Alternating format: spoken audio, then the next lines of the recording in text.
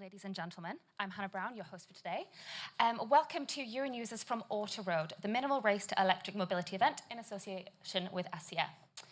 So the auto industry is at a critical juncture right now. Legislation is pushing Europe towards a fossil-free future, but when, as a continent, we haven't really got the supply chain to independently produce all the parts required for electric vehicles, how do we work towards a secure and reliable zero-emission transport future? We'll explore all of that and more in today's sessions. So first of all, let me introduce, we'll have a panel moderated by Euronews senior reporter, Jack Schickler.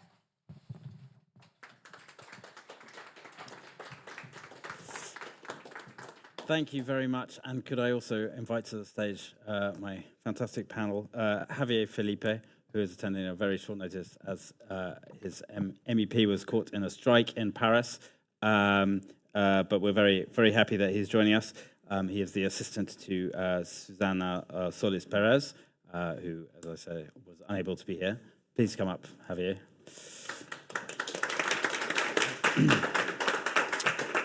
We also have Julia Ponlescanova, from Senior Director at Transport and Environment. And James Watson, the Director General at Eurometal, the mining industry lobbyist. My name's Jack Schickler, and I'm a senior reporter at Euronews. It's a great pleasure to be here. As Hannah just said, we are looking at a very constrained transition for the European auto industry that has now just over 10 years to make the full transition to electromobility. And one thing that is going to require is some raw materials. They are different and a lot more intensive than those you need to make traditional internal combustion engine cars, and a particular squeeze on some slightly exotic minerals that take me back to my high school chemistry of lithium, nickel, cobalt, graphite, pardon me. And the demand for some of those is expected to increase by as much as 9-fold by 2040. So there's a real challenge in how you source those materials, how you process them, how you recycle them, where they come from, what kind of international partnerships you need, especially given the provenance of where the kind of natural resources for a lot of these materials are found. And lots of questions about, should Europe be trying domestic supply, foreign supply, friendshoring, onshoring, offshoring, whatever it might be. And just another challenge for the very troubled auto sector in Europe that we're hoping policymakers will be able to find a way to come.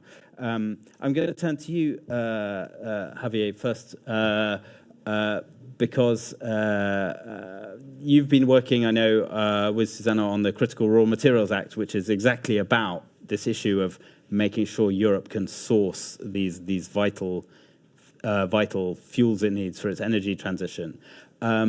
Do you think we have this new act in place now? It took a long time to negotiate. Do you think that will hold the solution to what Europe needs? Well, first of all, thank you for the invitation, and I'm very sorry because Ms. Solis Perez couldn't be here. It was a last-minute inconvenience, and I hope that I will stay at the level of the panelists. Well, first of all, I think that the Critical Raw Materials Act was a first step, but there are a lot of things to do. I have in my mind 5 points, which are the most important ones, in my opinion. First of all is energy.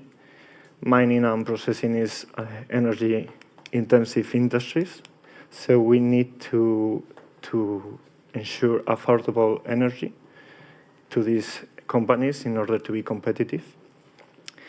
The second one, which is quite important, is the social acceptance. We have to be clear that if a region doesn't want to have a project, a strategic project, there won't be any politician who will support this project. And we need to work on this in order to improve this social acceptance. We need to educate people. We need to promote best sharing practices in this regard, and we need to make sure that we create added value in the regions that are going to have these strategic projects.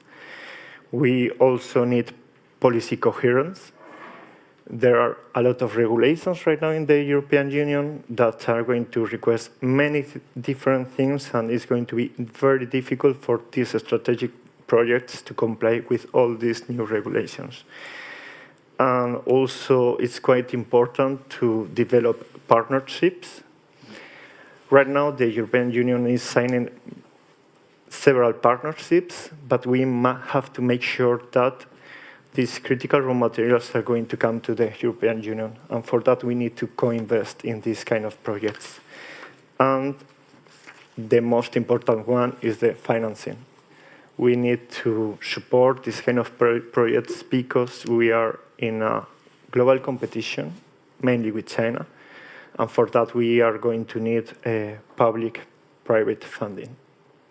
Okay, so that sounds like a pretty packed policy agenda for the next, even if that lasts 10 years, that's still a lot of things to worry about geopolitically in terms of public acceptance and for policymakers to worry about. We're going to come back to a lot of those points that you raised later in the panel, I think. But there's one thing you mentioned there about making new partnerships, obviously, which I'd like to ask you about, Julia. I mean, obviously, just as a kind of natural chemical, geological fact, lots of these products come from China, others come from other kind of other parts of the world, sometimes in Europe, sometimes outside of Europe. And there's not always an easy relationship that Europe has with some of those countries.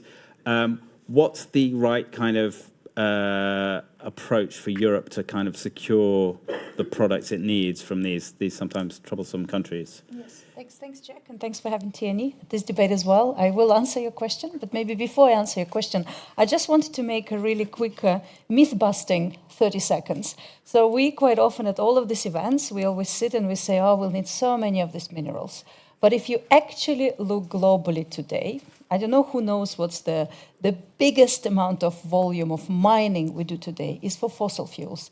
Each year we mine billions of coal, mostly it's all coal, actually, and then, of course, oil and gas, right? It's the same mining, it's even worse conditions. I've never been on a panel discussing social and environmental conditions of oil refining. It's really interesting that we never seem to care. And actually, in comparison to that, the minerals we will need for the energy transition are completely different because it's not extracting it, burning it every day and extract it more. It's about, yes, you extract it, you put it, for example, into a battery that lasts for today, quite often 2 decades, and then you can recycle it. So actually, the volumes are much, much smaller. We're talking about millions tons versus billions tons today, and it's really important. So overall, going for the energy transition and for minerals is already a positive agenda for those that want to decrease mining in this world.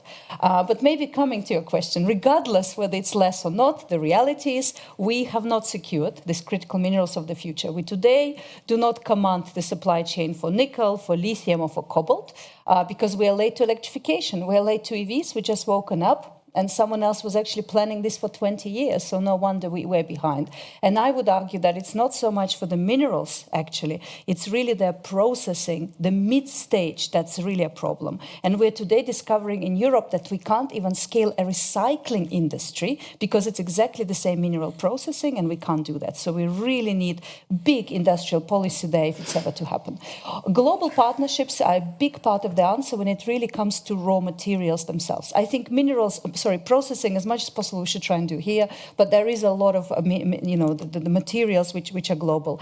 And here, the word partnership is key, so maybe I'll share 2 thoughts on this. First of all, we already have a lot of partnerships, and we're very supportive of those strategic partnerships. But what we'd like to see is moving from memorandums of understanding and paperwork to real projects on the ground. So we do need to de-risk some of these jurisdictions. So businesses like James represents actually come and invest. We need to bring investors. We need to bring downstream companies. And I would argue, even as a last resort, we actually should have European governments and European Commission taking direct equity stake in those projects. If it's that important, we should be in control. And there's also a really good environmental and social side to this, because if we do that, we can actually have a say and genuinely have control under how these things are done as well. So that's something we're missing today. Proactive approach, doing as opposed to talking about it.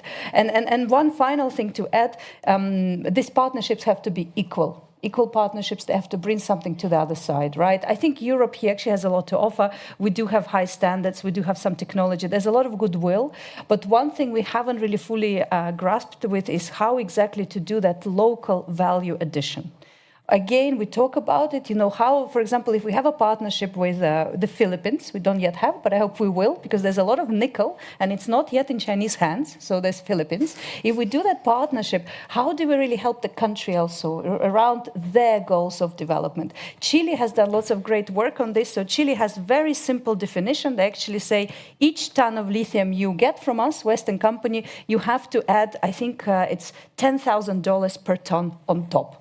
So you can do different things. You can build a cathode factory, a battery factory, education, but you need to bring that extra because you're getting our lithium at preferential rates. And it's really simple. So if we need to agree those things with those countries, and that's when I think you would also start to see their willingness to partner with us on the other hand.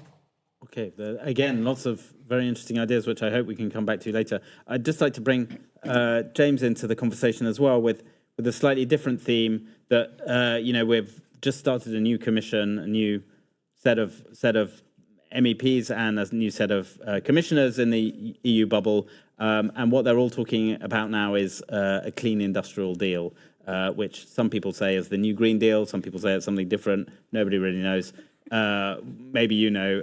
What are you hoping this brings to us and to your sector? Oh, well, first of all, thanks very much for inviting us. I am representing Eurometal.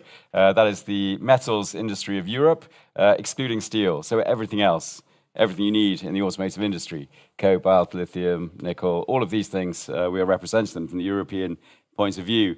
The clean industrial deal. We're going to have this great plan coming out from Séjourné in the first 100 days. And of course, we're all excited to know what it is. But in other ways, we also have to be quite realistic. We have a Critical Raw Materials Act. And when we're looking at that, surely we could think that maybe that's all we really need. Why do we need a clean industrial deal? Well, I think from our point of view, the clean industrial deal should fill some of the holes that we have in the Critical Raw Materials Act. What I mean by that is financing. There are lovely objectives to achieve under this. I'll call it CRM, just for simplicity. There's lots of objectives to achieve under the CRM, but there's no money. And that's really the key. How do we get the things that we need? And we find it quite interesting that when you look around, there are many different types of other initiatives that have been used by the European Commission to try and deliver objectives. One that we identified is the Hydrogen Bank. We're surprised there isn't a Critical Raw Materials Bank. Why is that? So we would hope that the Clean Industrial Deal will assess that. We also think that there should be some sort of sovereign wealth fund that can cover many things, but should definitely include critical raw materials. We do see the necessity to have that. We think that would be good, and a good way of getting finance also to come in and match it. So we'd like to see that developed. We also want to see state aid guidelines reviewed. We think that there's necessity to look not just at CapEx, but also OpEx. I mean, all of our competitors around the world, the United States, they have the IRA. Everyone talked about that for ages, but it's not just them. If you go to Australia, South Korea, if you go to Japan, they all have the same kind of system. Yet we don't have one. There is no direct financing that is given for processing. So a clean industrial deal should basically be correcting some of the things that are missing from the Critical Raw Materials Act. I could also go on to say things like permitting. And it's fascinating that we want to do all of these things. And I'm talking about mining, I'm talking about processing, I'm talking about recycling. In CRM, we talk about 10% more mining, 45% more processing, 25% more recycling here. Well, to do that, we'll need 10 more mines at least. We'll need another 15 processing plants, another 15 recycling plants. And to do that, we think that, of course, you are going to need to have the right kind of financing to deliver it. But you're also going to have the right permitting system. We think there shouldn't be any need to have more than 15 months for a permitting obligation. I use some of my experience in the past just to give some light onto that. If you remember in 2022, the German government, which was facing a huge crisis due to the war of Ukraine, they put in place an LNG Accelerator Act, which basically rushed through the developments of LNG terminals. our view would be that in the end, you need to make sure that you have a permitting system that is addressing the urgency of a matter. If we all agree that we want to have cars in the future that are electric, then we're going to need to have the supply chain, the value chain here. So we need to make sure that we have the right permitting system to operate. I'm going to stop with just one final point. We totally agree in a way with what Julia's saying. We look at the global gateway, and there are very good strategic partnerships. There are many around the world with good countries, but they're just MOUs. It's memorandums of understanding. It's sort of we would like to do and we hope to do, but we aren't actually doing. We think we should use the global gateway to deliver at least 15 concrete projects by 2030 that support critical raw materials. That is something that it should be written in stone somewhere. This is something that we need to deliver and very clearly act upon. We need to work with partners. This is a global business as well. We will have to have trading relationships. We won't, even if we increase the amount we do in Europe, we will still need to bring in from abroad. So what is the global gateway for if it is not to do this and build on those strategic partnerships?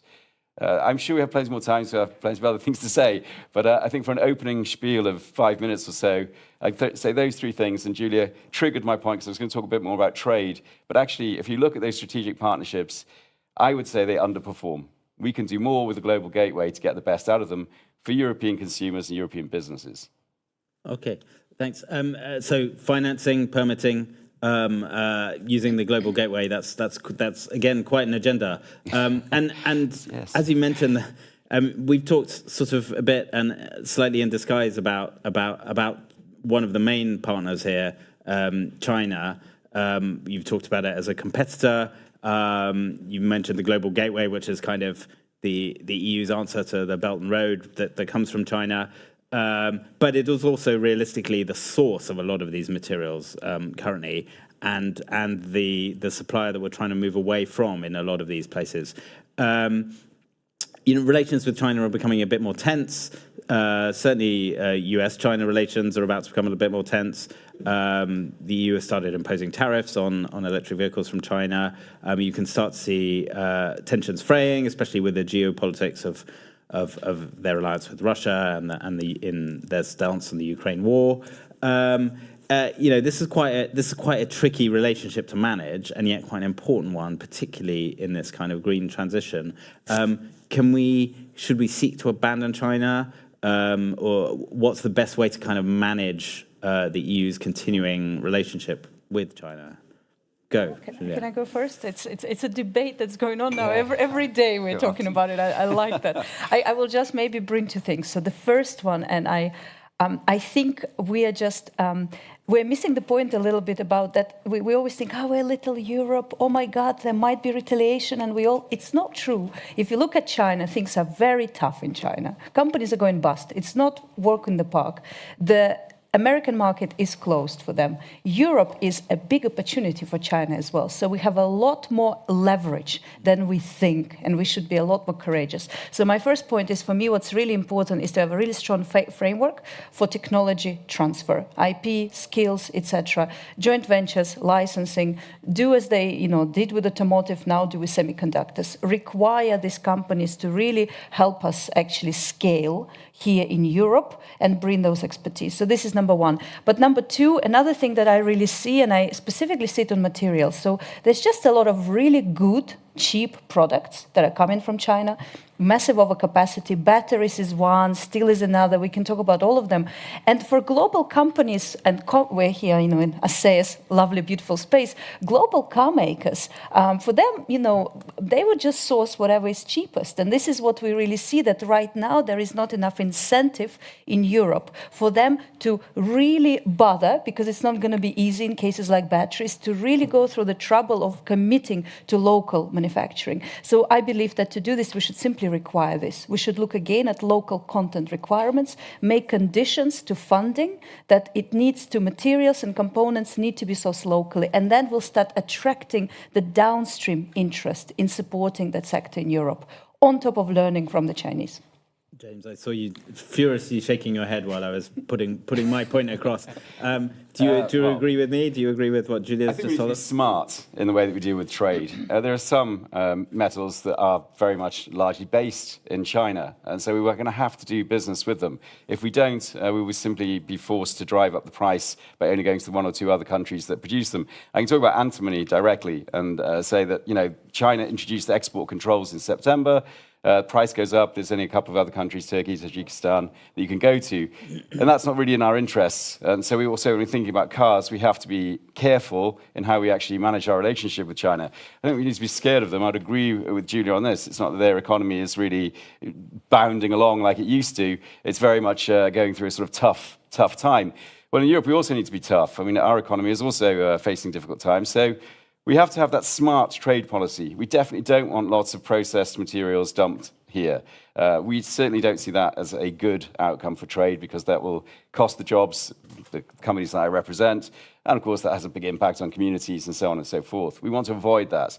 But we definitely need the raw materials. So we have to work with China in a smart and dedicated fashion to find the right, I would say, quid pro quo. Trade is like that.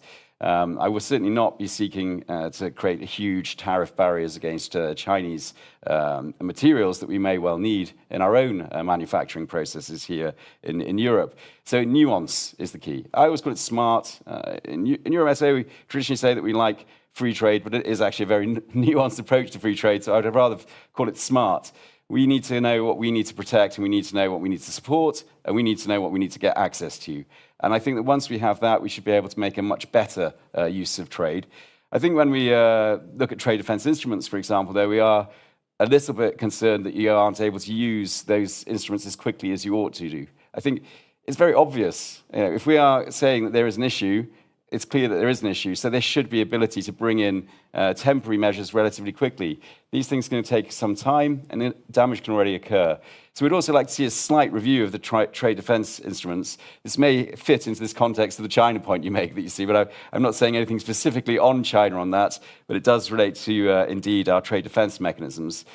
But let's be honest, the reality on trade is that we have quite literally, we're going to be multilateral, we're going to keep doing this. You look across the Atlantic now, you have this very much zero-sum approach from Trump coming up, and he's back to his, we're going to do 10% on everybody, 60% on China, via Twitter or whatever platform he's using at the moment. And then you've got around us, you have Russia, you have China, you have India. They don't have our interests at heart. They're trading partners. They're not friends. They're not necessarily allies. Therefore, we have to be tougher. We have to approach this in a different way and make it very clear what we need, what are the standards that we want. We also believe very strongly that if they're bringing materials in, they have to meet specific standards. We are at the highest level of standards for our mining and processing in Europe. So we shouldn't be taking substandard products in to compete in an unfair way with those. Mm-hmm. Javier, do you think we've heard a lot about kind of getting tougher, using our leverage, sharper trade defense instruments like anti-dumping duties? Do you think there's a kind of political appetite for that to rethink their relationship? That's a very good question. I can only echo what they have said. And we have to make, it seems that it's very optimistic to compete with China, but it's going to be very difficult because they are able to make very cheap products with very good quality.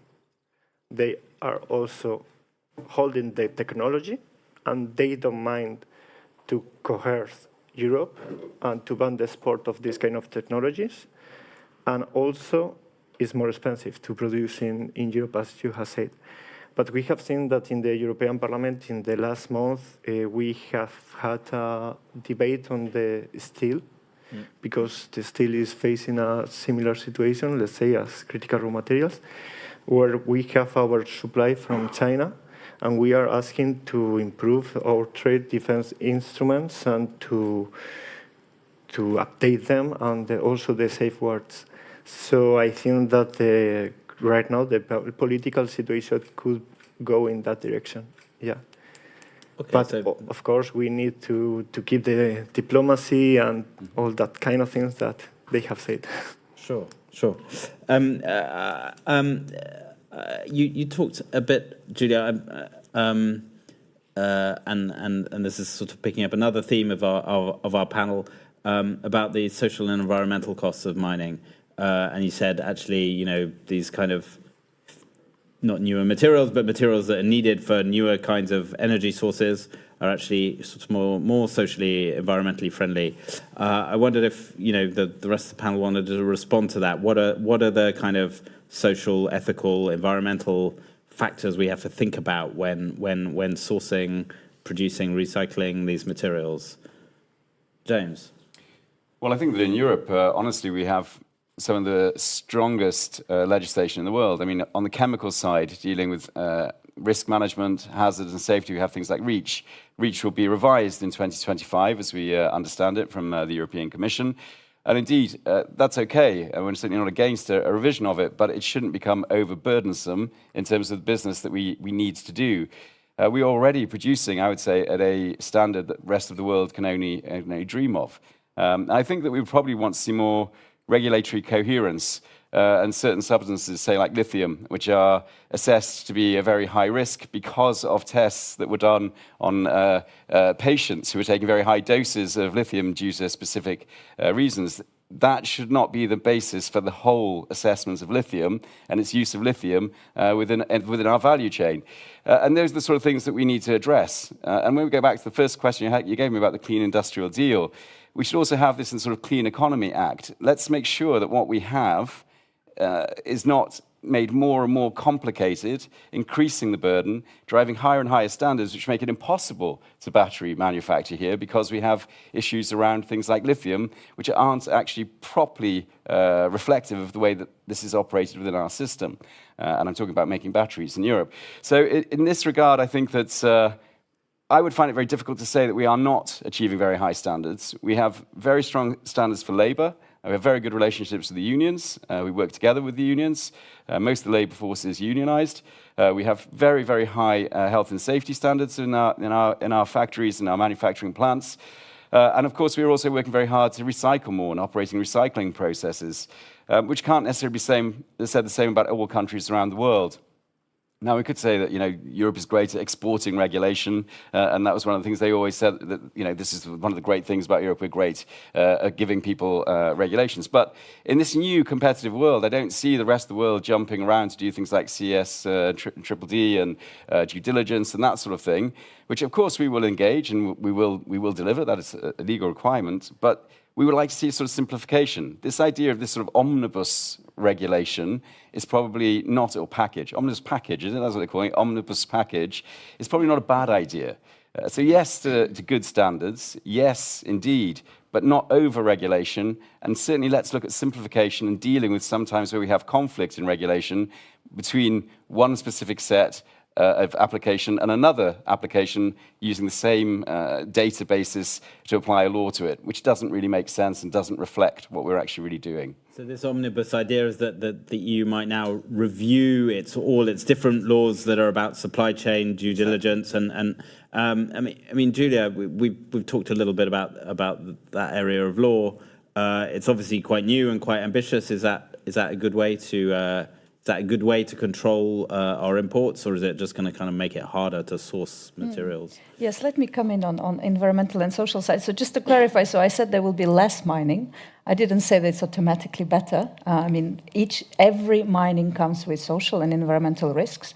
I think the point that maybe I would like to stress is that most technologies and practices, for example, to engage with communities on how to minimize that, are available. They have been created. It's really just about using them. And where maybe I don't agree with James is I don't believe that we in Europe said for decades we have the best framework, but we actually don't. If you look globally today, we in Europe haven't opened a new mine for 10 years in most cases. So a lot of our framework is actually outdated. And I give you one example, and it's waste disposal, mining tailings. It's a 2006 regulation. It still allows everything. You can build a dam next 200 meters away from Rome if you want to. And in many other jurisdictions, Brazil is one, because Brazil, of course, went through those disasters and they've updated it. And in many countries, there is now best practice that only allows you to do dry filtered tailings. We don't require that in Europe. So there is actually space to review some of these outdated laws because we're opening new mines. And on due diligence, maybe to come to that as well, So, and here I really hear two sides of the debate. I really do. From our perspective, it's critical, and this, so I talked about, mining waste in Europe, but generally, broadly, the most difficult part is what happens globally everywhere else, right? So you can process or recycle your battery in Europe, but that material that changed hands from 5 countries, what really happened? So tracing that is really critical and improving those risks. And here there's a big role for car makers, battery makers to work with miners on the ground. So this is what we all as NGO community wanted to achieve on the due diligence of batteries and CSDDD. It was not our intention to get a law which requires everyone to write 1,000 pages reports. We don't want reports. No one wants reports. And I think sometimes it's really some of the problems in kind of how the final legislation looks. What we wanted is a genuine engagement and obligation on downstream industry to engage with suppliers across the world and deal with risks. That brings meaningful improvements. I can give you one example. It's an example with Tesla that I know. Tesla actually has in their conduct, purchaser conduct, rules and requirements that in Indonesia that have really decreased tailings because they only allow dry tailings, and have really decreased deforestation because they send their people, work on the mines and work together to put better technology. This is what we'd like when we talk about due diligence. But it became about a big report, and that is a problem. And so there is space to improve it, but not to weaken it. I think we would just say, you have to be careful what you wish for, as the old adage goes, so you rub the genie's lamp. But in the end, we've ended up with a massive reporting system, and that's the reality. Only the other day, I was speaking to one of our members, and they listed off about 5 new reports that they have to do. This just seems quite excessive, let's be honest. And I could be the devil's advocate and just say that there's a good reason why there aren't any new mines in Europe, and that's because people will look around the world and say that it's easier to mine elsewhere.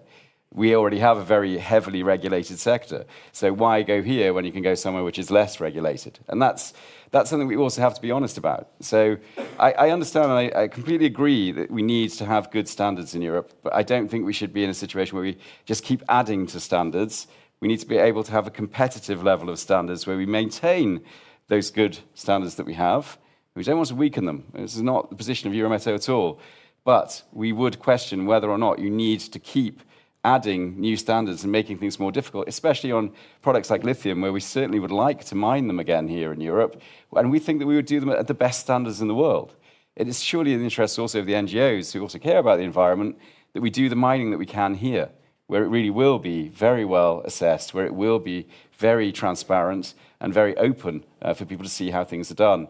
So, yes, I can understand your point of view, and I probably would share the point that you probably didn't get out of the CSDDD or the due diligence exactly what you wanted either, so that does have to be looked at again. Well, Ursula von der Leyen herself has said we're going to have that omnibus package, so let us see what it means. We are, in a way, clutching at straws a bit tonight, because we're talking about the Clean Industrial Deal, we're talking about omnibus packages, which are still somewhere out there being thought about, probably in the Berlin amount, about what should be in them. So let's hope they're watching and taking some of these ideas from us. Maybe they are online, I hope if so. not in the room. I'm just going to put one more question on you before I turn to the audience for questions. So please start preparing your questions if you have some for the panel. Which was a thing that came lately in the news about Northvolt, the Swedish battery maker that was Europe's great white hope for this sector, that has now filed for bankruptcy. And you really worried me, Julia, there, where you said, other parts of the world started preparing for this kind of new world energy order 20 years ago, and we're just catching up. All this makes me think: is it too late for Europe? Have we lost our last hope? And what can we learn from this kind of failure and not to do next time?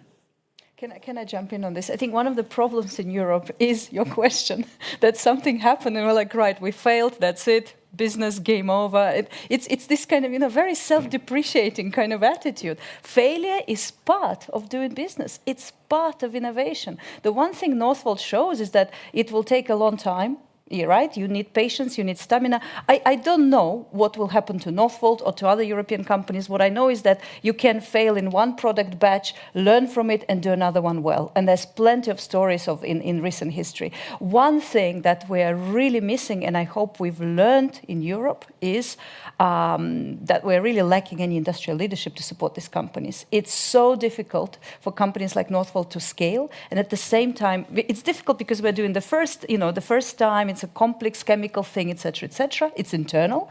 Externally, as they are scaling, which just takes time, they're faced with really cheap grade batteries coming from China and all of the investor interest going to the US because of the US IRA. It's almost impossible, right? So it's not only difficult and it will take time, we're making even more difficult for ourselves because of that lack of industrial policy. So having more funds for ramp up, not more R&D funds, please. Ramp up, scale up, OPEX is really what we're missing, on top of just stamina, patience, and industrial support for these actors and technology transfers from Asian companies, as I mentioned. Javier, we've heard quite a lot there about sort of a deregulatory agenda or a slimming agenda, and about kind of what we might learn from our previous failures. Does any of this kind of feel like this kind of thing that might get the MEPs excited in the next mandate? I hope so.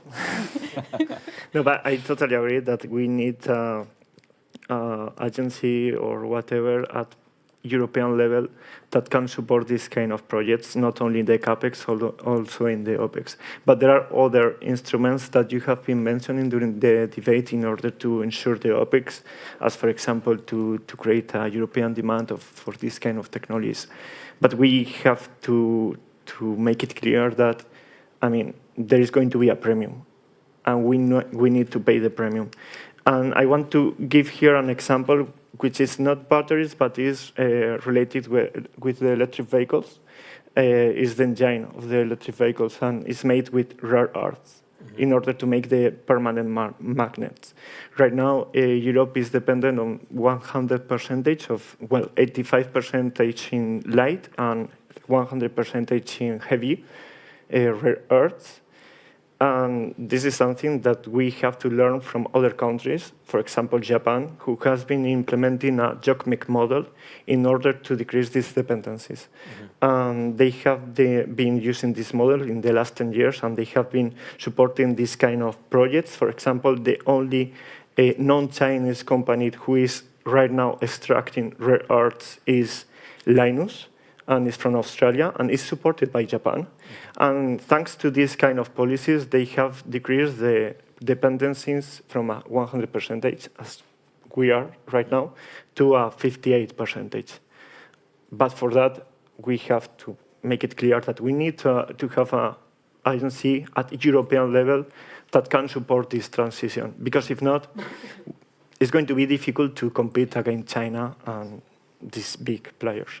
Yeah, okay. So the need for better planning at European level, and perhaps learning from what some of our other G7 partners are doing. I'm going to turn now to the audience for questions. I can see a couple of hands up already. The lady in the back. Am I the lady in the back? Yes, you are. Please say your name and yes, I'm Megan the Richards. organisation. I want to follow up a little bit on what you just said, relating to innovation, changes in the way in which these materials are used. I think there's huge potential for innovation, for reducing the amount of minerals that we use. You've seen sodium-ion batteries being developed, lithium phosphate, lead batteries, which have almost all recycled lead, and reduction in the amount of lithium. So isn't there a huge potential here for Europe, which is supposed to be an innovative and dynamic area, to not just obviously, we can't abandon the existing technology now, but the potential for changing, I think, is huge. And then just a minor point, well, it's not minor, it's an important point, on trade. No one mentioned the Canada-EU Investment and Trade Agreement, which has been in provisional operation for 6 years. Guess what Canada's full of? Not just wood and water, it's full of minerals. And they do processing as well. So there's a huge potential as well, I think, to increase and develop further trade with a country that's a G7, rule of law, all the things that you like. So, sorry, and could you just say your name and oh, sorry, She knows a bit about I missed that.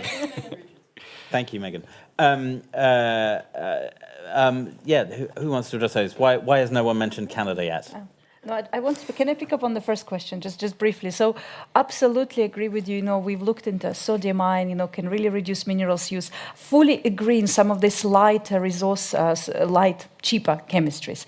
But I think the issues that we're discussing here will remain the same. We can do a pilot line. We will do great research, and then it will be scaled in China, IP or patents in the US. This is the issue we are facing today. The reality is, who is the first to actually bring sodium ion batteries? It's the Chinese battery companies again. It's the same players, right? So we still need to move and not only do innovation, I agree we do it well, but move to the place where we can also start building in here and scaling it here.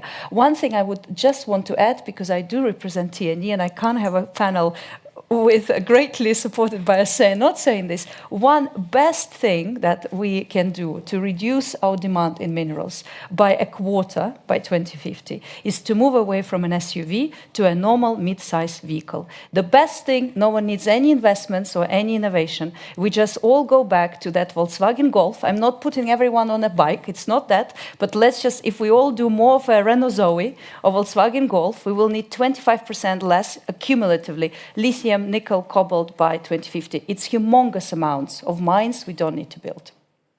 I would also like to come in and say, I think in essence, Megan, yeah, and I think it's good to see you. The reality is that, of course, we are really great at innovation. I really think we are, and that we can really do many, many things that you've alluded to. The problem, though, is really what I was saying before. You don't get to that point, though, where you get the support like you would get under the IRA for the processing side of things. And that's why I would come back and say, yes, that's why we need these sort of sovereign wealth fund ideas to help us not just develop ideas and products, which we then export, and maybe not just China in the future, India, wherever, where they will be scaled and then we ship back. We have to stop that kind of mentality. This is where we have to go. We need, therefore, the financing and the funding to get across that valley of death, if you will. And to talk about valleys of death and Northvolt in the same sentence is one thing. I fully agree with what Julia said about this. I'm going to annoy you a bit. We have to be a bit more American. In America, if you fail 99 times and you are successful at 100, you're a success. In Europe, if you fail at the first time, you're a failure. We have to get away from that. Northvolt isn't over. They're looking at restructuring. They will come back. There are some things that need to be addressed, things like off-takers. They didn't have off-takers agreed before they went. I think that everyone knows that's not a good idea. It's not a good business plan if you don't have all of the great production that you're going to have with obvious off-takers. So we have to address those points as well. Going into the business side of things. But yeah, and on Canada, yeah, absolutely. There's a strategic partnership with them. We have an MOU with Canada. Then let's use it. I think nobody in this room would argue with that. Definitely like-minded, and that's where we'd want to do business. Whether they have everything we need, only you'd be able to tell me, actually, Megan. Whether Canada has everything we need or not, I doubt. So we still need to have that global mentality. But yes, certainly, like-minded countries, we should be, with similar standards, we should be doing more with. So across the valley of death to Canada in a Volkswagen Golf, if I've understood correctly. Other makes of car are available, I should stress. Electric Peugeot 208. There was one other question I saw from the lady here. Please say your name and where you're from. Catherine Leenaerts, Managing Director of Febel Auto. We recycle the cars in Belgium and Luxembourg. We recycle also the batteries of the electric vehicles. So we are really also very concerned. Is there enough capacity? We also try to get companies permitted, which is a huge challenge indeed. It's more than 15 months, like you say. So we need really to upscale. Last year we collected 5 times more batteries than last year. So it's really going high. But also we need to be realistic. And I invite again all the people from Europe and the administrations to really stick on the field. Come and see what is really in the reality of these things. For instance, I was consulted again by GRC, the Joint Research Committee, and they really are making a fuss of these magnets and these rare earth materials. But most of the car manufacturers, they changed this. They don't use neodymium in these magnets. They just need ferro. They just need materials. So don't make sometimes people really want to make also a lot of things that in the practice it's not a problem. So that's also absolutely an invitation if you want to see recycling in the reality. Just give me a call, and I will take you to the recyclers. recyclers, to the floor. I'll be more than happy to go. Yes. An invitation, but are policymakers close enough to the actual coal face, if I can use that analogy, of or metal face of how this industry works? I think we need to improve these kind of things. For sure, this is a clear example that not only the European Parliament, also the Commission, the Joint Research Centre, they need to improve this kind of cooperation in order to know what we really need in Europe. And once we know what we really need in Europe, go in that direction. Okay, and we'd all be happy to visit your recycling plant. Gentleman at the back.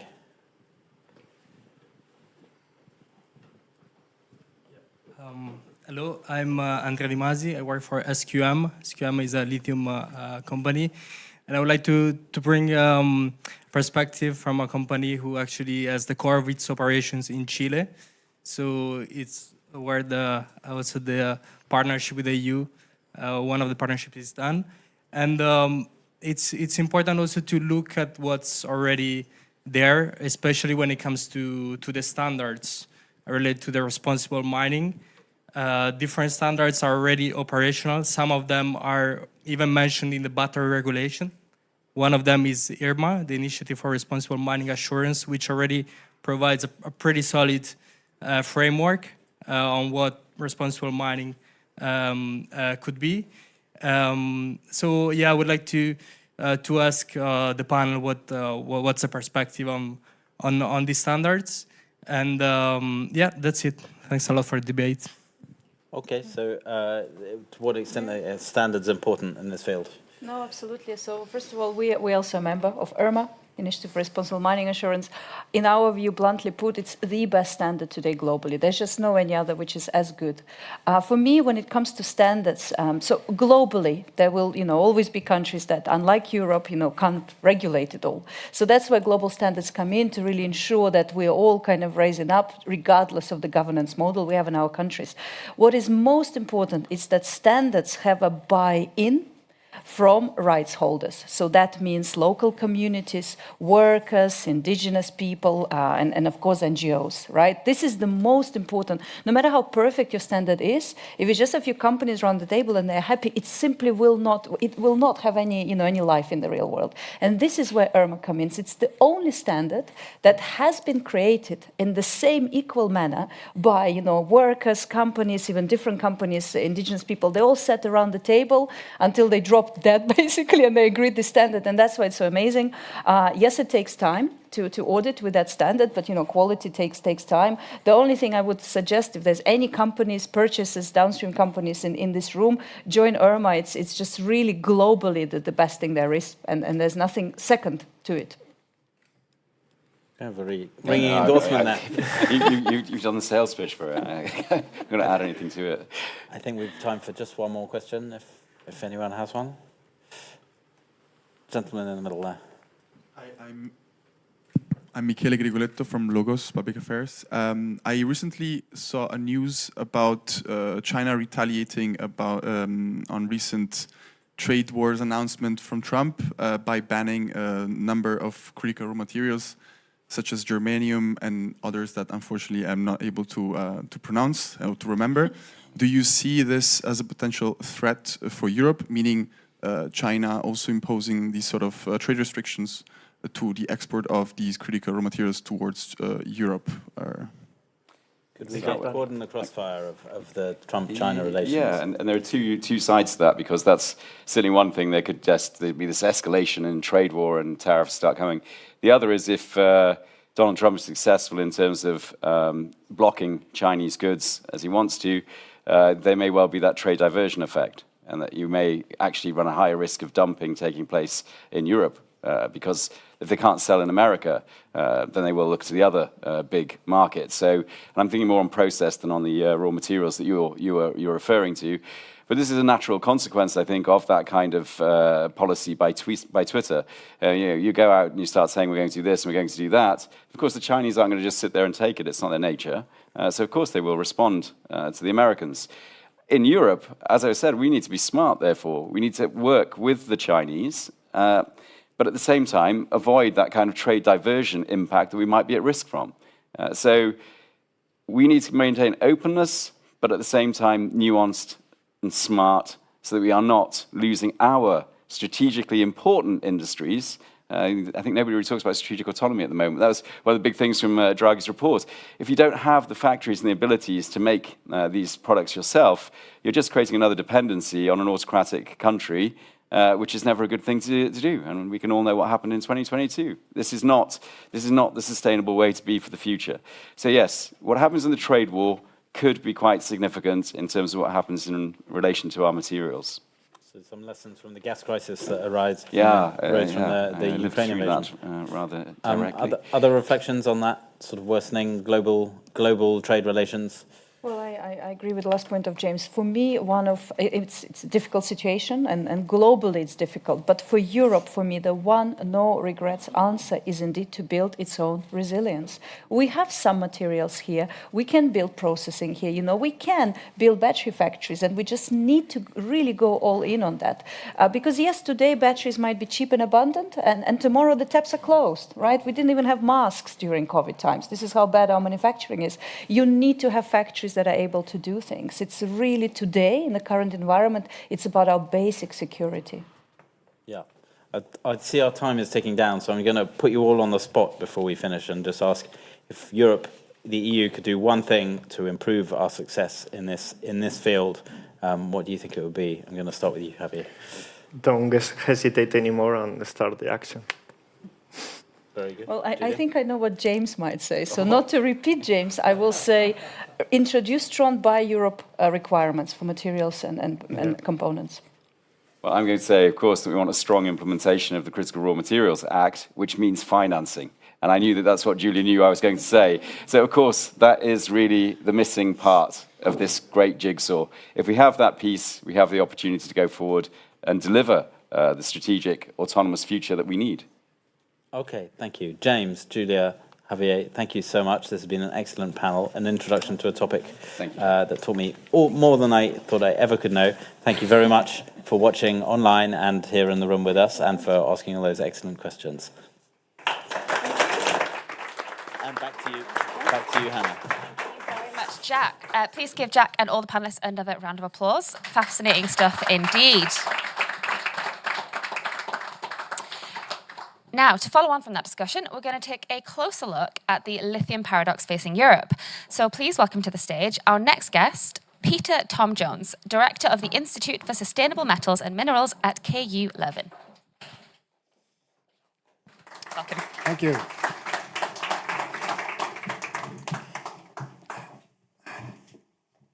Thank you very much for joining me today. So first of all, let's just talk about the lithium paradox. And for anyone who maybe doesn't know, in the room or at home, what does that exactly mean? Well, you've already heard it in the previous panel, of course. The lithium paradox is very simple. We're desperately in need of lithium for our clean tech transition. Then we know that in Europe we have loads of deposits. We can actually be self-sufficient in terms of lithium easily. But the reality is that we have at this moment zero active lithium mines, and we actually have zero lithium real refineries. We have a semi-refinery, AMG in Germany, but that's just technical grade conversion to battery grade. We don't have a spodumene to lithium hydroxide refinery yet. There are some in the pipeline, but we don't really have them yet, and it's amazing to see that for this one of the most important strategic metals in Europe for our clean tech transition, that we can't do better than that. That's an extreme paradox, and we're making a film about that actually at the moment. Brilliant. I look forward to seeing it. So further to that point, though, do you think it's feasible in the future to produce and refine lithium in Europe? From a technological point of view, it's very simple. We have the technology ready. We have the Calibre process, for example, that was produced with Metso technology, alkaline process to convert spodumene to battery-grade lithium hydroxide. It's proven technology, it works, it's been piloted. They're actually building the facility in Finland, but it's not online yet. But the whole thing, of course, is that we are facing so much opposition to get anything done in this continent. And our film is about showing that opposition. So we visited Jadar in Serbia, the famous Jadar lithium mine of Rio Tinto. We visited the Portuguese Mina do Barroso mine in the north of Portugal. We were awaiting a lot of protests, of course. In fact, we were afraid to go to Serbia. Our film director was actually really afraid to go there. So we needed to ask for protection and stuff like that. But the reality was that we were threatened even more in Portugal, which was a very strange thing because we all know the Portuguese people as very nice people, very gentle people. But in fact, we were threatened with a sickle while filming in Covas do Barroso for the lithium mine that could be established there. And it's just mind-boggling to see how small groups of highly vocal people are capable of blocking anything happening in Europe. And I think the European Commission should really be stronger, should show a strong spine in standing up to that kind of resistance, because we're allowing a small group of a couple of hundred people in Europe to hijack the whole process. And I come from the green movement myself, but I cannot understand how, as a green person, you can be against the mining of the metal that we need to drive the climate transition. It's just, it doesn't make up any sense whatsoever.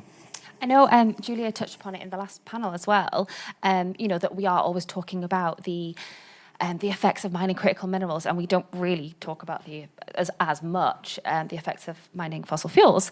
Do you think, you know, that lack of public support, or do you think there is an unfair, unjustified reputation of mining critical minerals amongst the general public?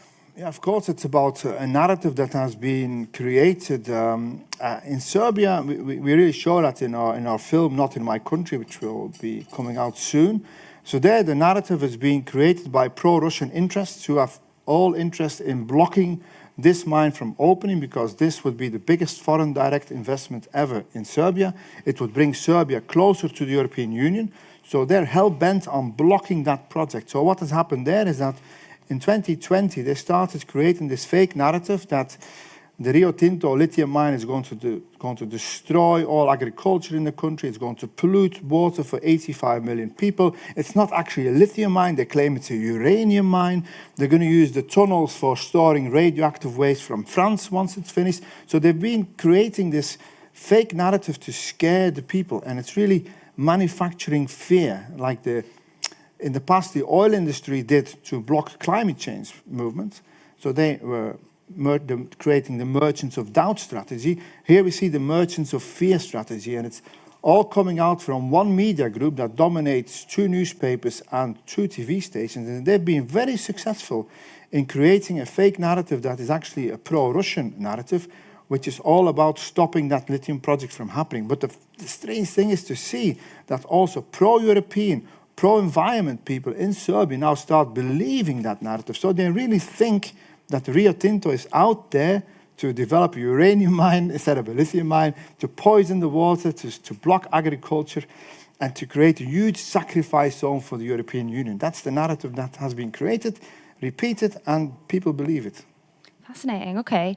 And so, you know, if we could kind of get past that false narrative, it could be very economically beneficial for Serbia. And so then, you know, looking on a broader scale across Europe, if we could start producing, you know, kind of the whole chain of lithium in Europe, what would it mean for our battery production industry and in turn for our EV sector? I think in the past we were always looking at just focusing on the investments in these sexy gigafactories. And Northvolt was the big success story of EIT Energy. And we were not really bothered about the upstream part. We were just interested in the high added value creation of batteries and downstream EVs and other clean tech.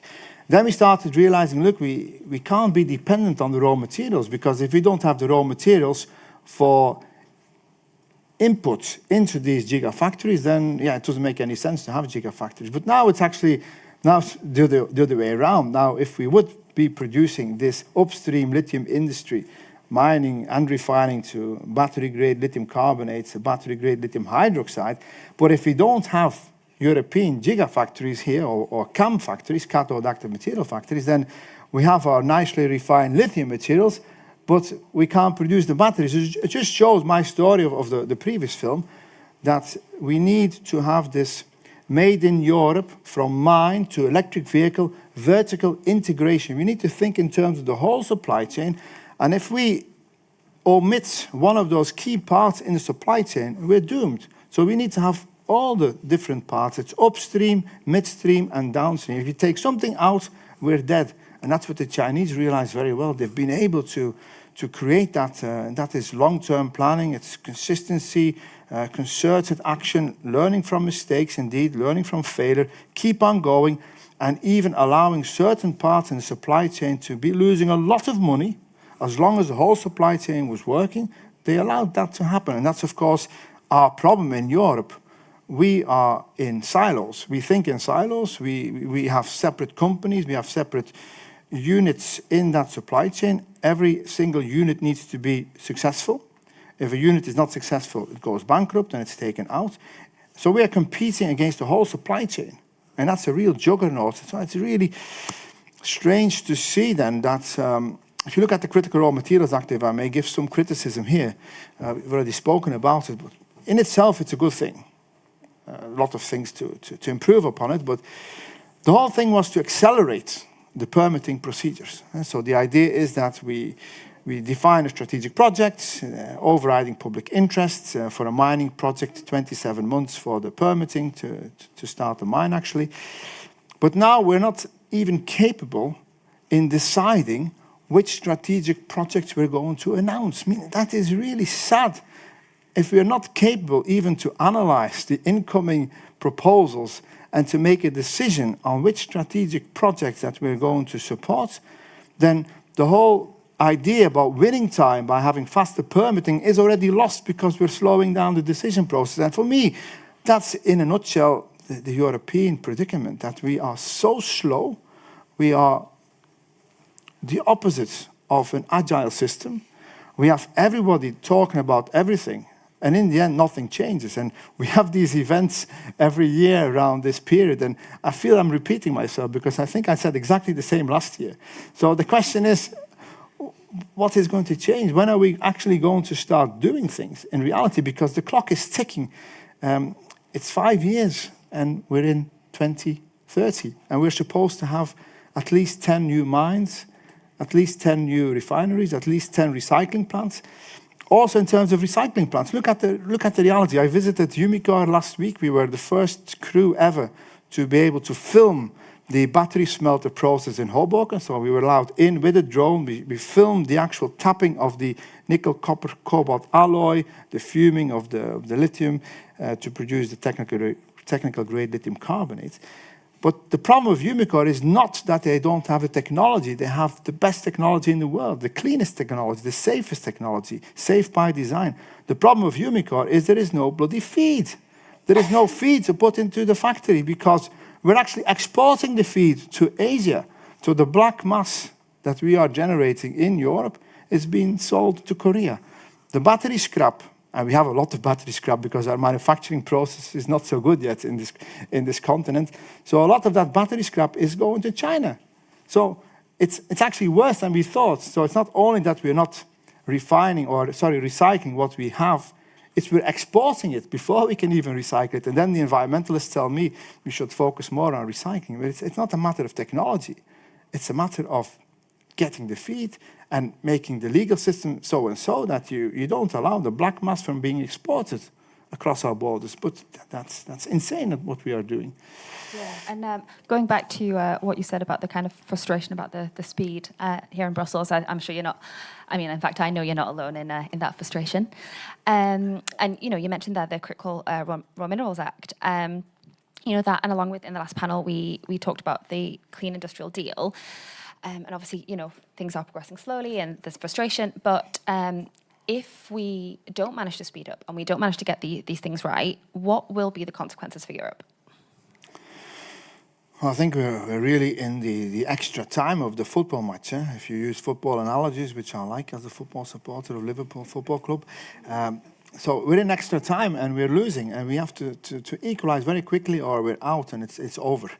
And the strategic project for me are the linchpin of the Critical Raw Materials Act. If we can sort of define, we don't need 50 of them. We need like maybe 20 good, proper strategic projects like the one in Yader. For me, that's the real example of a real strategic project. If you can open that lithium mine you're going to provide maybe 25% of the need of lithium for our battery industry in Europe. But we need to do it. We need to make sure that we define those and we get them implemented. So it's not a good start to then delay even the decision on which strategic projects we actually announce. And all of that, in my view, is because a lot of people within the European Commission are afraid of the backlash that we're going to see once the strategic projects are announced. The NGOs, not the transport and environment type of NGOs, but the degrowth-driven, ideological, anti-mining activists, I'm also questioning who's paying them actually to do all of this, but they're going to jump on the strategic project and they're going to attack them. That's their strategy. In fact, I know from some mining companies that they say they're not trying to be a strategic project because they know if they are a strategic project, they might get more backlash than when they're doing it under the radar. I mean, this is Europe, and this is really sad, and we see that in Serbia as well, where there is a kind of coalition between pro-Russian Serbian conservative organizations that are they have nothing to do with our European agenda. They're the opposite of our European agenda, but they're marching side by side with these environmental activists who are supposed to be pro-democracy, green, and pro-European.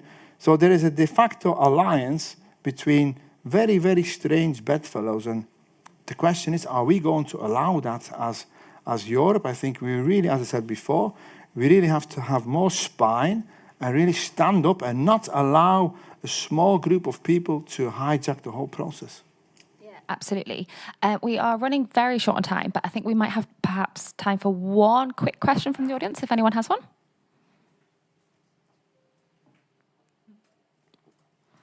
Yes, the lady at the back there. I went to Canada last week, actually, so I've been in Quebec a whole week. Wrong side.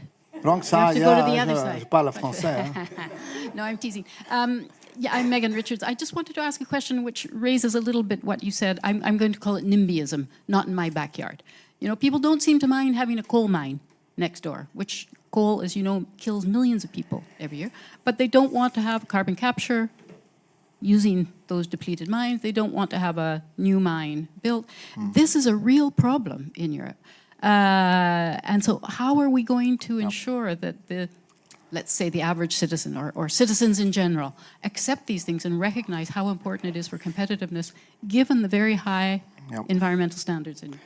So in Serbia, we did vox pop interviews with ordinary people in the street in Loznica, and one person told me, look, if it would be coal or oil or gas, I would be very happy with this mine. Because in Saudi Arabia, they have oil and they are rich. In Russia, they have gas and they are rich and there are no problems. But lithium, no, lithium is toxic. That's the kind of thinking. So it just shows we're all here in the Brussels EU bubble, all very educated people. You speak to each other about these topics all the time. You read all these reports. You're really well educated about the matter. So you all speak in terms of evidence-based strategies. Fact-based.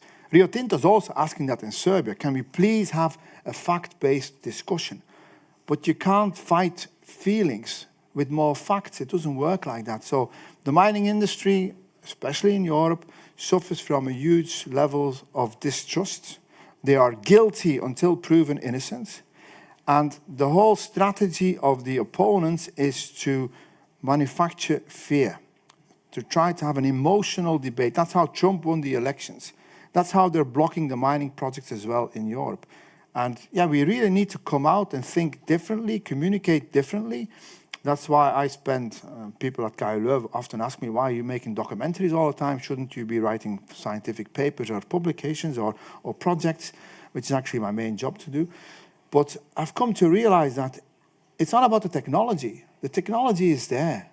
To a large extent. We can refine it here and there, but the technology is there. It's about getting the message across to ordinary people, and you don't do that with reports, not even T&E reports. You don't do that with scientific publications. You have to speak a different type of language, and that's why we make documentaries which are actually quite simple, We're not allowed to use too many technical words. I'm not allowed to use NMC or LFP. I have to speak about cheap batteries and expensive batteries, Chinese batteries or European batteries. But you have to speak a different language for that. And it's difficult as a scientist to actually downgrade yourself to speak in these simplistic terms, because you know your colleagues are going to say, hey, why can't you use proper scientific language? But if you use proper scientific language, you lose the people. People want to see explosions in documentaries, otherwise they think it's boring. So you need to have exciting things happening. So if you have a very technical report on the lithium hydroxide process of Metso or the battery recycling process of Umicore, which is top-notch technology, but people are not interested in that. They want to see discussions. They want to see you being attacked with a sickle. They want to see action. It's sad, but it's the reality. And I think the EU bubble needs to realize that we need new forms of communication. We have all these events in Brussels where we keep having the same type of debates, the same types of formats, and we say the same things, we come to the same conclusions, and next year we do the same. It's Monty Python, basically. Unfortunately, I am going to have to cut you off there. But, you know, I think it sounds like it's not only policy that we need to improve, but also public education to actually help us move forward. But yeah, thank you so much for your fascinating insights today, Peter. Really nice. Please, a round of applause for Peter. Thank you very much. And can we have another round of applause for everyone, for all of the guests today? And thank you all for coming. And I'll see you all in a moment for a drink.